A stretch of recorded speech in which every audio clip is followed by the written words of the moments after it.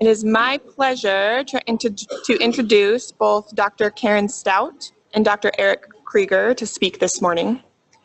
Starting first with Dr. Stout, she's a board-certified adult congenital heart disease cardiologist, a UW professor of medicine in the Division of Cardiology, as well as an adjunct professor in the pediatrics in the Division of Cardiology. She serves as the Associate Chief of Cardiology at the University of Washington. Dr. Stout earned her medical degree at the University of Arizona College of Medicine, went on to complete her internal medicine training at Oregon Health and Science University, followed by cardiology at the University of Washington, and finally, adult congenital heart disease fellowship at Seattle Children's Hospital. She directs the adult congenital heart disease program and is involved in national guidelines regarding adult congenital heart disease, training, clinical practice, board examination and program accreditation, as well as other leadership roles in the American College of Cardiology and American Heart Association. She is here today to discuss her perspective on the 2018 Adult Congenital Heart Disease Guidelines as an author. Dr. Krieger is a board-certified adult congenital heart disease cardiologist and a UW Associate Professor of Medicine in the Division of Cardiology. He serves as the program director for the UW Adult Congenital Heart Disease Fellowship and is the Associate Director of UW Medicine's Adult Congenital Heart Program. He earned his MD from Mount Sinai School of Medicine and went on to complete his internal medicine training, subsequently serving as chief resident at Mount Sinai. This was followed by cardiology fellowship here at the University of Washington and adult congenital heart disease fellowship at Boston Children's Hospital. Dr. Krieger is here today to discuss his perspective on the 2018 Adult Congenital Heart Disease Guidelines as a reviewer and a reader. Please join me in welcoming Dr. Karen Stout and Dr. Eric Krieger as they present the 2018 Adult Congenital Heart Disease Guidelines, perspectives from an author and a reader.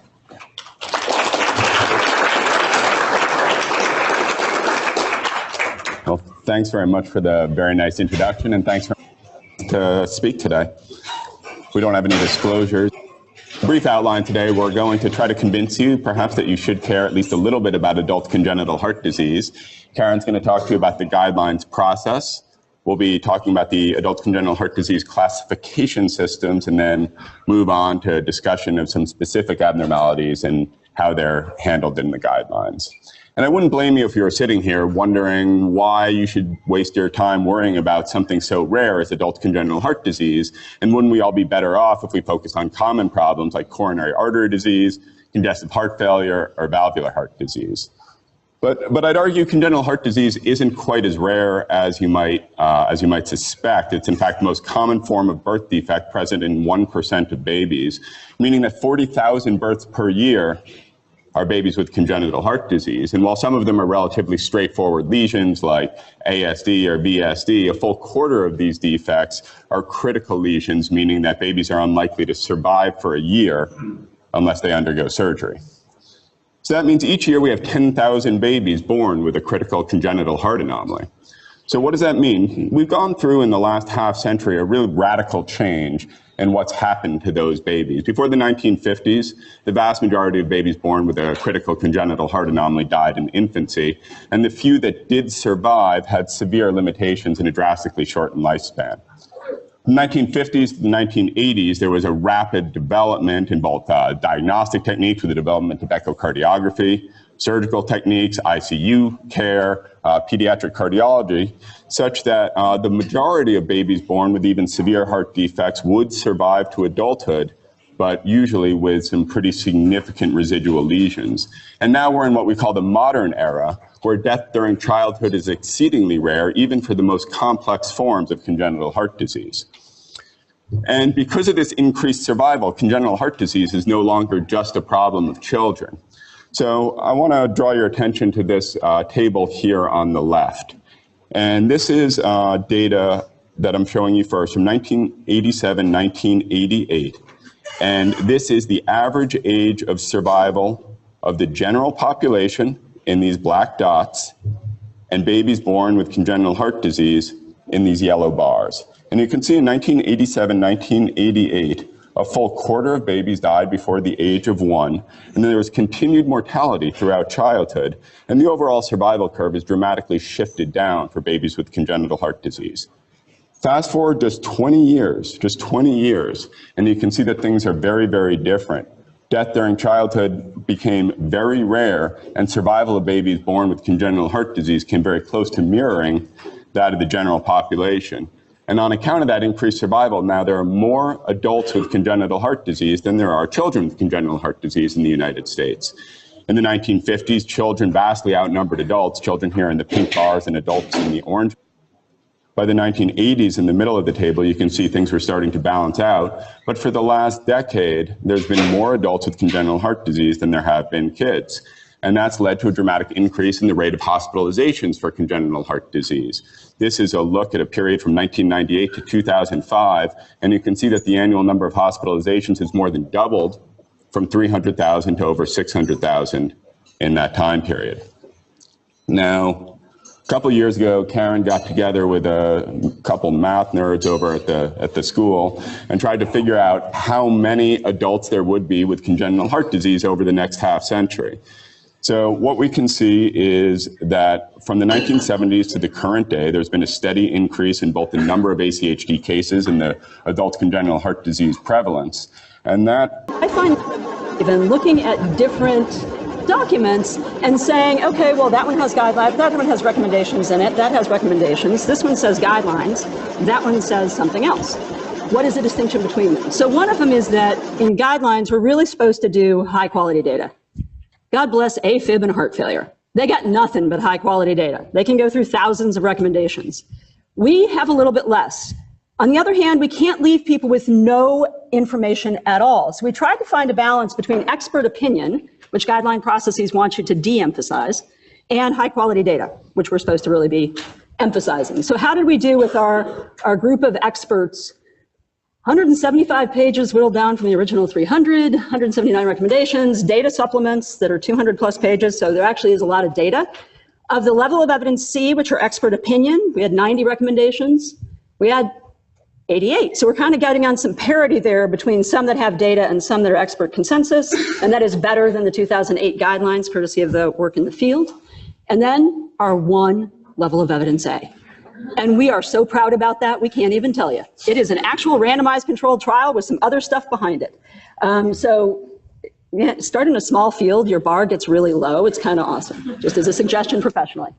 So again, I haven't really been able to be on a writing committee, but I've chaired a couple of them. So the other one on the other side is one that I chaired that was a heart failure and congenital heart disease scientific statement put out by the American Heart Association, where traditionally they do have recommendations in there.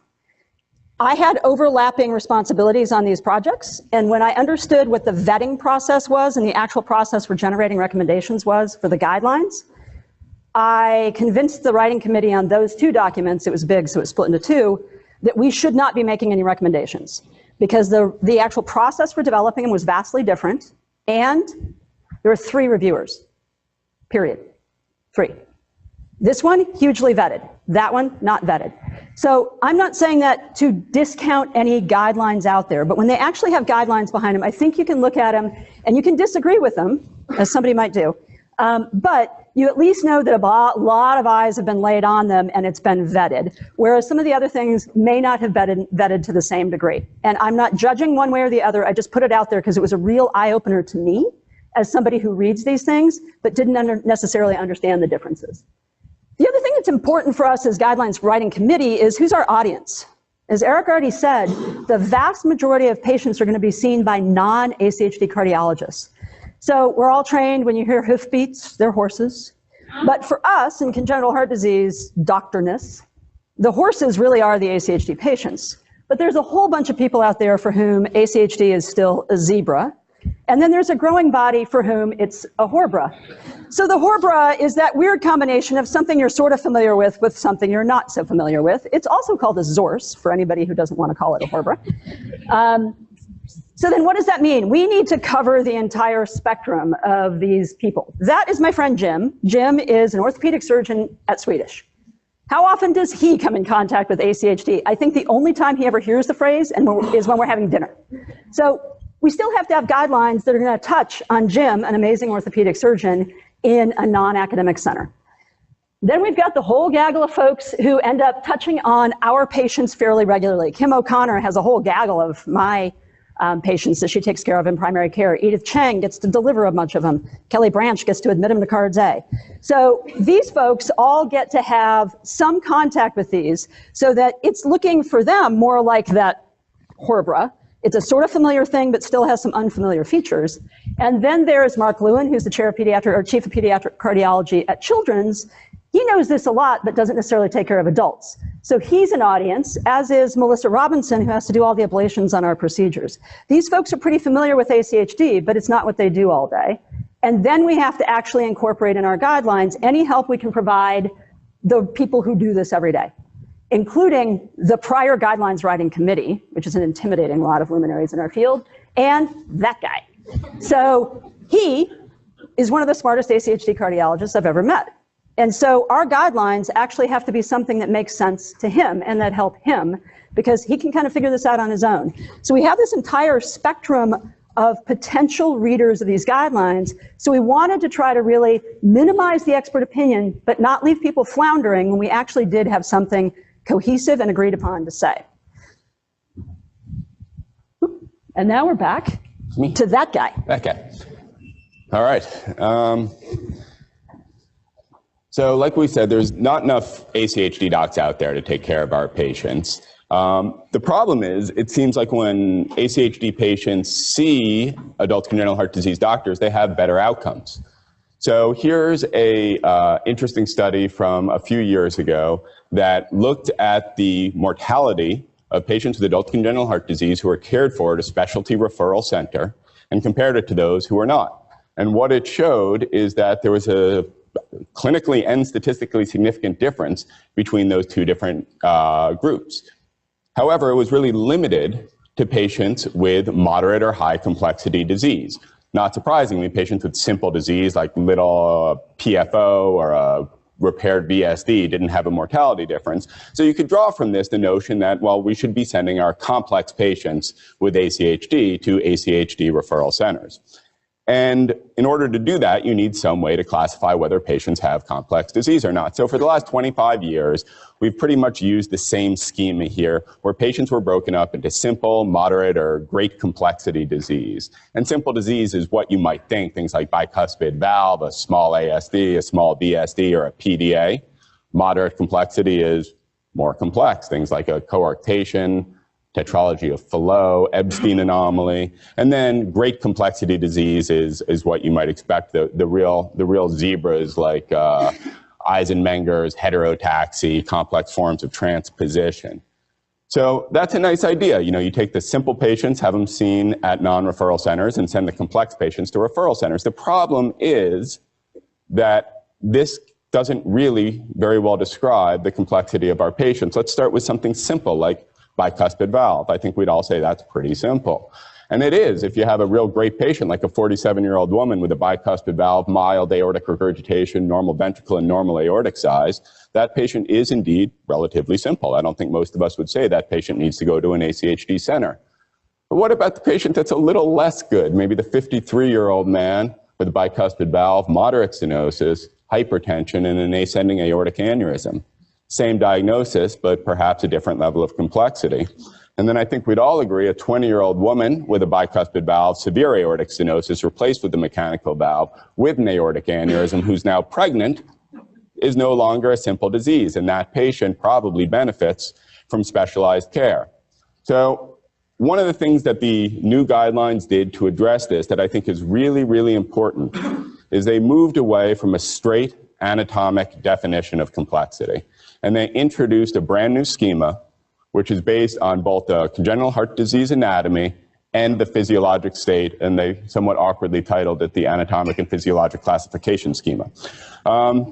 So it breaks people down based on their anatomic complexity, pretty similar to what's been done in prior publications, simple, moderate, and great complexity, and I don't think they tweaked that very much. But then they introduced this idea of a physiologic state. And the physiologic state is A, B, C, or D, and A are the really well patients, asymptomatic, no arrhythmias, no significant hemodynamic lesions. And then you can be physiologic state B, which means that you're New York Heart Functional Class 2, or you have some hemodynamic residual sequelae, or you have abnormal exercise tolerance. People with physiologic classification 3 or C or New York Heart Association Class 3, or they have moderate or more ventricular or valvular dysfunction, or arrhythmias that can be managed or treated. And the most unwell patients are those that are physiologic state D. Those patients are highly symptomatic, New York Heart Association Class 4, have refractory arrhythmias, cyanosis, or severe pulmonary arterial hypertension. And I think that really that describes our patients nicely, because as I showed you, one size doesn't fit all. You could have a patient with a moderate complexity lesion like tetralogy of Fallot who had an incomplete repair, persistent cyanosis, New York Heart Association functional class 3 symptoms, and refractory arrhythmias. And you shouldn't treat that patient the same as this guy who's got tetralogy of Fallot, who's won 3 Olympic gold medals and 10 ESPY awards as the best male athlete. Those patients shouldn't be followed similarly. And the guidelines actually give very concrete recommendations about the frequency of follow-up and testing for patients with a given anatomic diagnosis across the spectrum of functional classification. So this is an example of the guideline recommendations for what to do about tetralogy patients who are physiologic stage A through D, based on how often they should be seen by a specialist and what type of testing is reasonable. And it's our hope that these recommendations will also resonate with payers and insurers, and they might fight back a little bit less when we recommend an annual echo on someone with tetralogy of Fallot, because now we have a guideline document to perhaps back that up. So we'll move on and start talking about some of the specific lesions addressed in the guidelines and try to haggle out some of the recommendations that were made and see what we learn. Alternatively, we will not.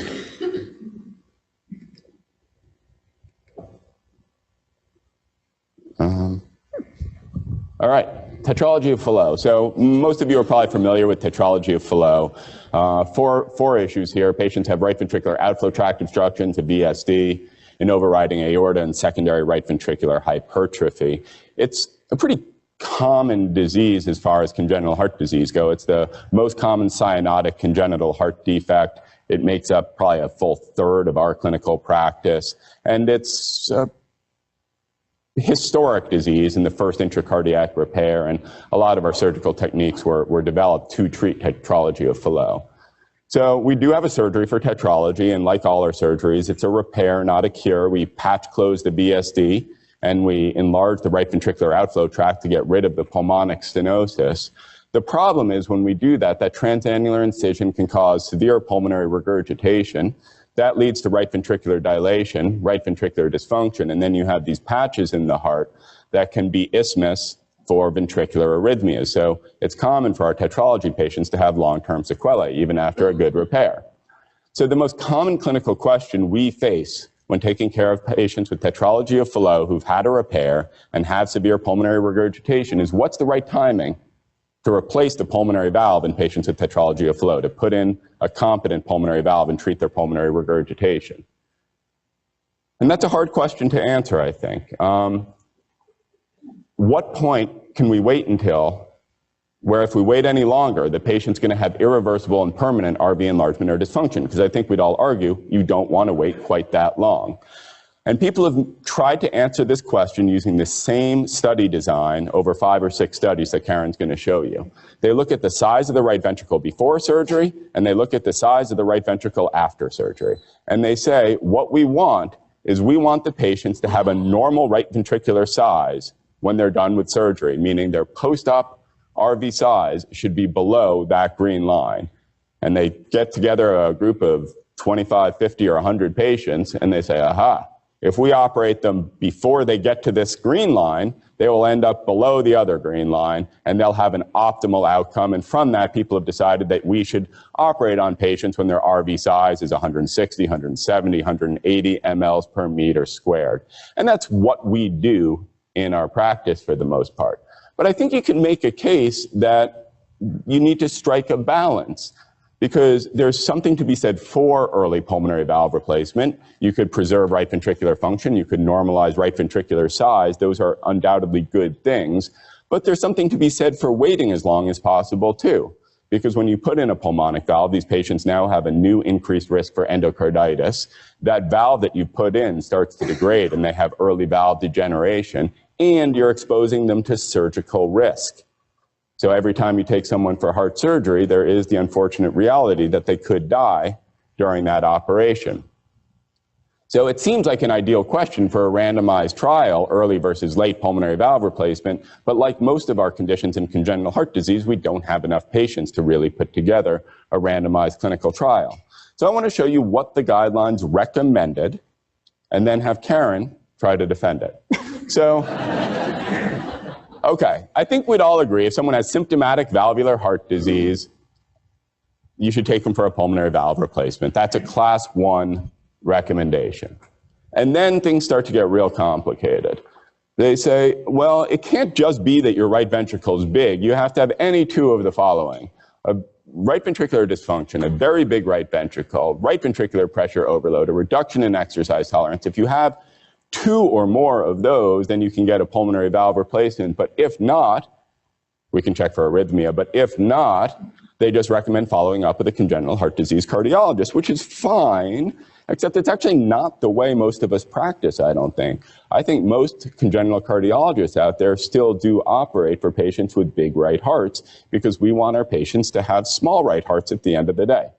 So Karen, why have you written a guideline statement that conflicts with the way most experts practice in the field? Because. All right. So I'm a big Far Side fan. He's a local boy, right? While vacationing in Africa, Pinocchio has his longtime wish to be a real boy suddenly and unexpectedly granted. This is a reminder to be careful what you wish for. So we, as the Guidelines Writing Committee, are drooling at the possibility of, hey, we're really going to change the field. We're doing a deep dive into the data, and we're going to provide clarity for everybody-ish. So the problem we have is, what do we actually know? As Eric just said, what we know is, not entirely surprisingly, if you replace a pulmonary valve and make the pulmonary valve no longer leak, and there is no longer a volume load, the right ventricle gets smaller. That's kind of a first principles thing. So what was really helpful in recent data over the last 10 years is the old guideline used to say pulmonary valve replacement for moderate or severe RV dysfunction. I don't know if anybody who's ever read an echo or read the echo reports gets the sense that that's a highly subjective, moderately enlarged. But that's kind of what it's always felt like, is that there's a subjectivity to that sense that's a big deal if you're planning an operation around something that one operator could say moderate and the other could say mild. So all of this data is based on MRI and does give us some absolute numbers that you can look at. If you say, what we want is a normal right ventricular size, and if we wait beyond this, we're not going to get it. We all agree, bigger is not always better. In some cases, being smaller would be just a really good idea. This dude needs to lay off the steroids. That's me. That's you. That was him back in college. So we also know that pulmonary valve replacement, based on this meta-analysis, improves right ventricular size, right ventricular ejection fraction, and New York Heart Association class. It improves symptoms. So one thing that's in the guidelines repeatedly, and if you look at any Class A recommendation, the benefit has to greatly outweigh the risk. Even the 2As, the benefit has to 2 times outweigh the risk, or 2 little greater than signs. Similarly down to 2B. So the benefit has to outweigh the risk, and the 1, 2A, and 2B are proportionate to what we believe that benefit is relative to the risk. So there is clearly a benefit to doing an operation if somebody's symptomatic, because you will make their symptoms better. Quality of life and everything else, that's solid, and that's throughout the guidelines. When there are symptoms, it is a class 1 recommendation to fix whatever it is you're looking to fix. A pulmonary valve replacement has mortality. Even in the busiest centers and the most experienced hands, you're still going to have a mortality rate across however many patients, so something on the order of 1 to 2%. So that's great if you're not the 1 to 2%, but if you were, you wanted to make sure that you were really there for a reason. What we don't have is data that PVR actually improves mortality. In fact, what we have is sort of the opposite, that it doesn't seem to have an impact on mortality. So these are two different studies. One is a meta-analysis doing a propensity score at matching, and the other was looking at patients who are highly selected. They already had ICDs. It's not great data, but we just don't have that signal that says, yes, by doing an operation at a risk of 2%, you are going to improve this person's upfront or long-term mortality. We all believe that is probably true, but we haven't proven it yet. The guidelines are guidelines. We have to adhere to that whole data business. And so when you actually have data that says, slow your roll, we had to. So that is why we have a guideline that is actually different than clinical practice. I love Grumpy Cat. But one of the things about these guidelines, and many to come, is they're done in this modular format that allows real-world, real-time, hopefully reasonably. This thing took 4 years to put together, so anything smaller than that, shorter than that would be a good thing. But if we come out with some paradigm that changes our understanding for which there's data, you can change those piecemeal recommendations in a fairly quick fashion. That's the intent of the current format for all the cardiology guidelines.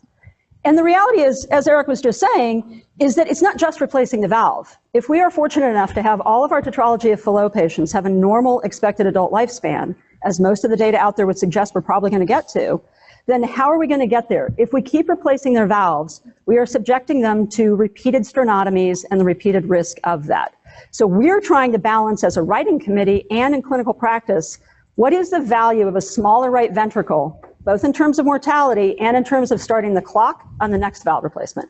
And it is unpredictable how long any given valve is going to last. So what might be the game changer is transcatheter pulmonary valves. We don't know this yet. We haven't followed it long enough. They have been done. It was a randomized trial to prove that they work. Transcatheter pulmonary valves cut down on the number of sternotomies. So even in the best case scenario, operation, transcatheter valve, another operation, you're still cutting down on sternotomies and presumably are reducing risk. So would go the theory. We just haven't proven it yet, but that's probably coming down the pike pretty soon. The transcatheter pulmonary valves seem to be a lower risk procedure in most people's observation, but they aren't necessarily data yet to say that it is clearly better than surgery, even though we all think it probably is. So this thing could change that recommendation to something that fits better with not only our clinical practice, but the first principles idea that you don't want to leave ventricles volume loaded for any longer than absolutely necessary. So in balancing that risk versus benefit, we had to come back with the idea that it is a 2A recommendation. We're not saying you can't. We're just saying that the incredibly solid benefit outweighs the risk, just isn't supported by the data yet. So there. All right, fine. We'll talk about atrial septal defects then. So I think you're all familiar with atrial septal defects. They're an atrial level shunt, usually left to right, which causes right ventricular and right atrial enlargement. And we know that when you do that, you over-circulate the pulmonary system and you under-circulate the systemic system. So most of these patients are going to have some degree of exercise tolerance from poor systemic cardiac output. We know that if you leave alone atrial septal defects, particularly past about the age of 25 or 26, patients have an increased risk of atrial arrhythmias. And we know that if you don't repair atrial septal defects, some percentage of patients with an ASD are going to develop pulmonary vascular disease and pulmonary arterial hypertension. And we know that patients with pulmonary arterial hypertension have worse mortality than patients who don't. So there's a lot to be said for closing atrial septal defects, because atrial septal defects can be repaired both surgically or with catheter procedures with exceptional safety, probably with less than 1% mortality and maybe even much less than 1% mortality in high-quality centers, and very low risk of late complications. Most of these patients don't need to go back and have reoperations and have repeat valves put in. And because of that, the 2008 ACHD guidelines were as clear as day. They gave a class 1 recommendation, level of evidence B, for closing ASDs, either percutaneously or surgically, for patients who have right atrial and right ventricular enlargement, because reasonably these caring authors wish to prevent mortality and morbidity in these patients. And then Smarty Pants came along over here in the 2018 guidelines and took something that was simple and beautiful and made it unbelievably complicated. There is no class 1 recommendation anymore for ASD closure in patients with right heart enlargement. So Karen, how did you come to that conclusion? And I'll ask you, Why is it so different from the conclusion you drew for patients with VSD and PDA? Because in these very same 2018 guidelines, they do recommend a class 1 recommendation for closure in patients with a VSD or a PDA who have left ventricular enlargement as a consequence of their shunt. So how do you explain that? So one thing about this is, first of all, any of the reviewers of this document could have been on the writing committee, and if anybody ever gets a chance to chair a document, think about that very carefully and don't do it, because the smarty pantsers come back at you with stuff. So this is another be careful what you wish for. One of the Institute of Medicine recommendations and that we used is something called an evidence review committee, where you ask a PICO question of a completely separate firewalled group of people, in this case, the statistically smart ones who could actually navigate these questions and who were ACHD cardiologists. And so we asked 2 questions of them. One was related to medical therapy for systemic right ventricles, and the other was something where we went into it thinking probably that their analysis was going to support our clinical practice and kind of just the first principles ideas of, again, smaller is better. And they went through and did an exceedingly detailed review of all of the literature on ASDs, and they did it in a very sustainable systemic analysis sort of way. And what they found was everything that was already mentioned. ASDs can cut down on symptoms, so if you have them, yes, it's a class 1 indication. They probably help arrhythmias in certain patients. They do not have a mortality benefit. So we're back to that risk versus benefit. There probably is a mortality benefit. It's just not been studied enough. There are only 2 studies that they could identify, and they had conflicting data. It's also not entirely fair to compare catheter-based to surgery, but we don't have data to separate those either. So what did we end up with? We ended up with a recommendation that does not support anything in terms of mortality benefit in closing ASDs in asymptomatic patients solely on the basis of right heart enlargement, because that's what the data told us. So ASDs versus VSDs, we would not have necessarily tackled rewriting the VSD guidelines because they were not particularly, we don't have a lot of data to suggest there's difference from 10 years ago. It hasn't been something that's able to be studied robustly, but because the format changed, we had to look at everything and rewrite the entire thing. So this is one where ASDs are just simply not the same as VSDs. When you look at the natural history of ASDs, there's relatively little mortality, and it comes late and generally in the face of pulmonary hypertension. For VSDs, mortality, if you look at the older studies, a small VSD has a 25-year mortality of about 95%. A large VSD has a 25-year mortality of 61%. And operative closure gets people back to something that isn't completely a normal lifespan, but is pretty close. So the longstanding history is that although we as congenital heart disease cardiologists are particularly right ventricle doctors, we love it. We try to support it as all we can, but there is a lot of other cardiology literature that left ventricles failing are a more mortal, imminently problem than are right ventricles failing in most cases. So the VSD and PDA, which acts like a VSD, data is simply different on that basis. Most big VSDs cause Eisenmenger syndrome in childhood, so it is a very rare thing for us to see even a moderate-sized VSD in an adult. It's just the nature of that physiology. So part of the reason is there's not a lot of data, and the other part is that what data is there does suggest that there should be a mortality benefit to closing a VSD. So when we look at that, the morbidity and mortality data are just different.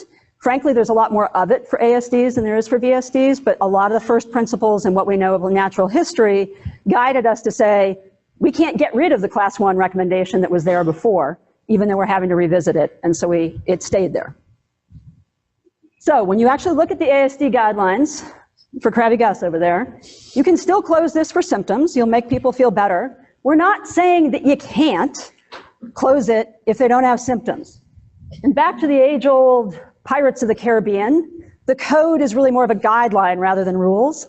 One of the things we keep trying to come back to is that they literally are guidelines. The problem is the guidelines get leveraged on, they get weaponized practically as saying you have to do this. They are guidelines. You need to personalize the care to your patient. So a 2A indication doesn't mean you can't do it. We do have a few class 3s where we really recommend against things, but they're not very many. Most of them are just trying to put people in that balance of, if it seems like your patient shouldn't have theirs closed for whatever reason, that's probably a reasonable strategy as well. So we're sort of hoping to kind of keep emphasizing that just because it's a class 1 is not necessarily a you must, But it is reasonable. The language is very specific for that. It doesn't say you must do it. It says you should certainly think about it. But if it's not reasonable to do for your patient, then don't do it. And if it's a 2A and it is reasonable for your patient, go for it. So there. Okay. Let's move on to anomalous coronaries. So here, Karen was very pleased that they commissioned this writing committee to really look into the data in depth as they did for ASDs, but the guidelines seem to have made things up in a data-free zone when it came to anomalous coronaries. So let's talk about anomalous coronaries. What do we know about them? Well, for starters, we know that they're pretty rare. A coronary anomaly where one coronary comes off the opposite sinus of Valsalva is only about 1 in 1,000, maybe even less than that. However, despite being rare, they account for approximately 10% of sudden death in athletes. We know there's 2 types of anomalous coronaries. The right can come from the left sinus, or the left coronary can come from the right sinus. A right from the left is much more common, probably 5 times more common than a left from the right. But you're much more likely to die if you have a left coronary coming off the right sinus, making us think that left coronary off the right is a more lethal condition than right coronary off the left, because left off the right is less common and accounts for more of the deaths seen in autopsy series. Death usually occurs during sports, and death usually occurs in young patients. That's what we know. And I'd argue we know almost nothing else beyond that about anomalous coronaries. We don't know why some people with anomalous coronaries die suddenly. We're not very good at predicting which patients with anomalous coronaries are going to die suddenly. We don't know which diagnostic tests we can do to predict death. We don't know whether exercise restriction is necessary for patients with an anomalous right coronary who chooses not to undergo surgery. We don't know if patients show up with atypical chest pain, if that's a predictor of mortality. And we don't know whether we should fix all coronary anomalies. So what should you do with your patient with a coronary anomaly? Well, stress testing, that seems like a pretty good idea. That's usually what we do to try to figure out what to do with coronary problems. But the problem is stress tests aren't validated in anomalous coronaries. They're validated in obstructive atherosclerotic coronary disease. Patients with anomalous coronaries exercise fine 10,000 times in a row and then die suddenly the next time they go exercise. So why should you think that putting a patient on a treadmill is going to predict what's going to happen randomly one day 3 years down the road? Furthermore, I'm going to show you that stress tests just don't seem to work in patients with anomalous coronaries. There's a lot of false positives and a lot of false negatives. I'm going to show you 2 studies briefly. Here's one study looking at 27 patients in the middle, all of whom died with a coronary anomaly. So this is obviously a retrospective study. 27 patients, of which they had clinical data on 12 of them. The majority of them have symptoms, okay? They all got screening. They all had 9 patients had had an ECG at some time in the past. All the ECGs were normal. 6 of these patients had a stress test at some point in the past. All of those stress tests were normal. And those are the patients that died. Let's look at another study. 24 patients who had surgery for an anomalous coronary artery. Before surgery, 16 of the 24 patients had stress tests, and almost half of them were abnormal. Okay. 24 patients had surgery. They all did well. After surgery, 9 of them still had an abnormal stress test, despite the fact that the surgery looked technically perfect, with perfect flow into that coronary artery. And of those positive stress tests, 1/3 of them showed that the abnormality was nowhere near the distribution of the anomalous coronary. It could be an anomalous LAD, and they found ischemia in the inferior wall. So it doesn't give a lot of confidence in the results of these stress tests. So let's look at what the guidelines say. Well, the guidelines say if you have an anomalous coronary, first you should decide whether it's a left off the right or a right off the left, because we do seem to know that those behave differently. And then whichever you have, it suggests that you should make your decision about repair based on the results of a stress test. So Karen, since there's never been a study showing that a positive stress test predicts death in patients with anomalous coronary, nor has there ever been a study that suggests that a negative stress test predicts that patients with anomalous coronaries are going to do well, why does every road lead through stress testing. And since you were so careful to study this in the ASD literature of commissioning this PICO group, why did you just make stuff up when it came to anomalous coronaries? So if you ever want to really get into a big old dogfight brawl in congenital heart disease, go into anomalous coronary arteries. So why did we do that? First of all, this to me was a great example of Eric and I interpret the same data quite differently, like literally. So yes, these stress tests were stress ECGs and not stress nuclear scans nor stress echoes. The autopsy data shows fibrosis in the patients who die. So if you take that step back, one can make a plausible argument that the patient who has ischemia or infarct is, under first principles, more likely to have an arrhythmic event down the road. In fact, one of the arguments for why surgery may not be the end-all be-all cure is exactly what he alluded to. You go stress them and later they have ischemia in a different distribution. So you may not have gotten rid of all of the ischemia burden that is actually posing the greatest risk for them just because you normalize blood flow down the coronary. That said, this is a rare condition for which there is data, and our options are to try as a group, and it wasn't just us, it was us and our 46 reviewers, and yes, Eric pushed back and I had to have a long novel of justification for him on these recommendations. So we can either look at the prior recommendations and modify them, which we did, and the thing that is actually hugely different compared to the old ones are those 2B indications, that it is reasonable either to follow or do operations in a select patient group of patients. Previously, they were all lumped together in a certain way. So in that case, we actually gave a bit more latitude to not go to the operating room. So we looked at the old guidelines and said, well, we can either get rid of them entirely, or we have a group of people who have agreed on this interpretation of the available data, so that it was better to leave an expert opinion aggregating the data, and it's based on an interpretation of the data, not necessarily a randomized controlled trial, rather than leaving people with absolutely nothing. And frankly, that was where we felt. That we were sort of damned if you do, damned if you don't, in terms of, do we leave it completely empty and not put anything in there, or do we do a good faith effort to actually understand what is available? And that's what we chose to do. I think you can make an argument either direction, but in many cases, we chose to put expert interpretation of available data as a group into a guideline. And that was where we fundamentally left it. And then that gives Eric and I something to talk about, because otherwise we wouldn't have anything to talk about.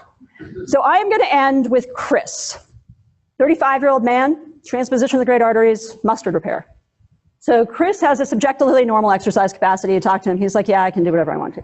And in fact, he rode his bike to his ACHD clinic, which is only notable because he lives in Albuquerque.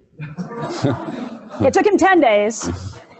Yes, he asked for forgiveness, not permission. Thank heavens, because what am I going to say about that? I don't know what I'm going to say about that. So 10 days, he blogged the entire thing. He had a cart behind him. He motored his way. This is a guy who has no business being able to do this, if I just use myself as a comparison. There's no way I should be able to do that, and this dude's got a funky heart. So he manages to ride to Seattle from Albuquerque. Along the way, he's stopping in people's yards and setting up camp. Somewhere in Idaho, he sets up camp with this lovely family. He's got 4 kids, and they're like, what are you doing, dude? And he's like, oh, I'm riding to my doctor's appointment.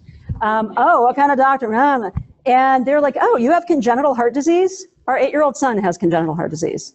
Also had transposition, but it had an arterial switch repair. So he's become life friends with this family. And I throw this up there because as much as we would love to have guidelines define everything we can do in clinical practice, the reality is our patients come up with stuff every single day for which there is never going to be a guideline. Like, is it a good idea to ride your bike from Albuquerque to Seattle? Well, apparently it was okay. He's still with us. Nothing bad happened. But I just kind of toss that out there, that the guidelines really are intended to try to help people figure out what the best options are for their patients, but then personalize from there. And with that, we're going to end. And thank you. This was vastly cheaper than therapy.